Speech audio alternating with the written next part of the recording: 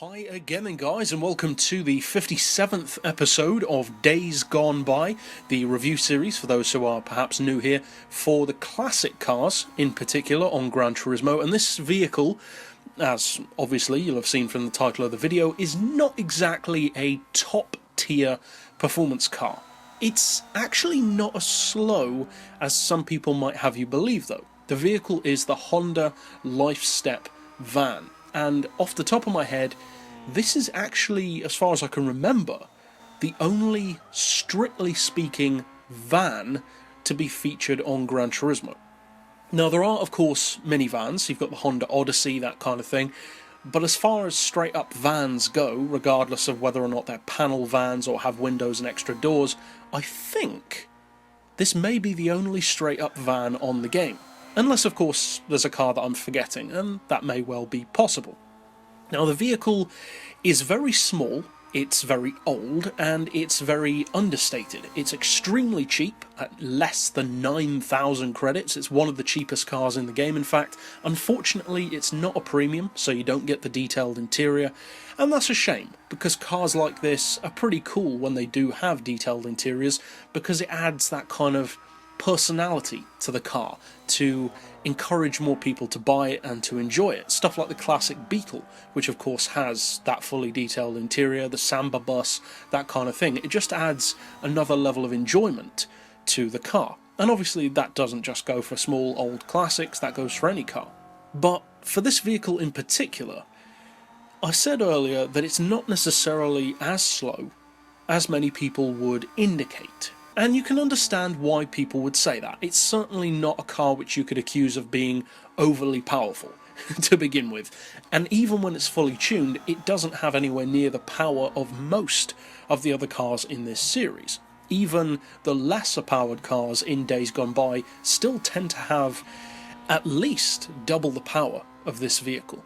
So with only 114 horsepower in fully tuned form, which incidentally is actually not bad. That is nothing to be sniffed at from what is only a 356cc engine. That's literally smaller than some motorbikes. That's actually smaller than a lot of motorbikes. That is not bad power at all. Now, of course, that is with the use of a turbo. You can also fit the car with NOS, as you can see I'm using occasionally in this video, but still, 114 horsepower is more than, for instance, what you'd get in a Fiat Panda 100 HP, as the name dictates. And that, although not on the game, is a great little performance car. Plus, something like a Fiat Panda 100 HP weighs around, say, 950 or so kilos. This car, on the other hand, only weighs 540. That means that although it's not necessarily in the top 5 lightest cars in the game, it's definitely not a heavy vehicle. And that's great, because when you've only got just over 100 horsepower to be working with, and 67 pound-feet of torque, you really don't want to have too much weight to be dealing with.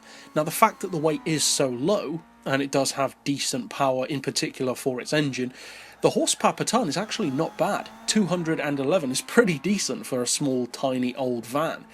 What about the actual performance though? Because, as we've seen from many cars, having good numbers doesn't necessarily guarantee good performance. The Jay Leno tank car, for instance, is a perfect example. It has over 900 horsepower, the second highest torque output in the game, the biggest engine in the game, and yet it's not that quick. It can do barely above 160 miles per hour because it just can't be tuned.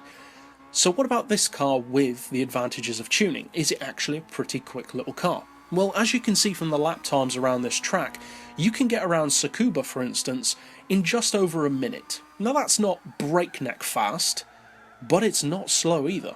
And that is where this car really comes into its own. On small tracks, with plenty of corners, really no need for top-end performance, and tracks where having more power, or having a huge amount of power in particular, aren't necessarily the advantage that you think they are.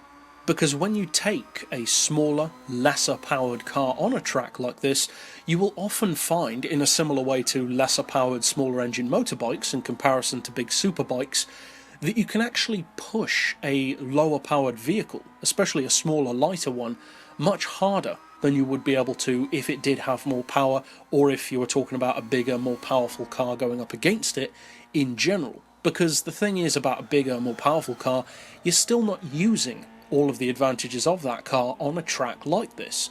Whereas a vehicle like this, you can use almost all of its abilities. It's tiny, it's compact, it's light, and because it doesn't have a huge amount of power to work up to, you can work up to it pretty quick. So it's quick through corners, it's quick out of corners, and you can throw it into corners. It is also front-wheel drive, which means that although, yeah, you can lose control, especially when you come up against things like kerbs, as will be showcased in this video when you can fairly easily flip the car over, it does still have fantastic advantages on a track like this. And considering that the PP level, not surprisingly given the modest numbers, is only 421, that means that this car, although definitely not an obvious choice of track car, can actually be a pretty good one. Because if you take another vehicle, say a bigger, more powerful one, and try to get it down to this car's PP level, say 420 to round it off, it's not necessarily going to be better than this, because this car is running at its peak at that level. You're not detuning it. It's working in peak conditions with the best parts you can buy.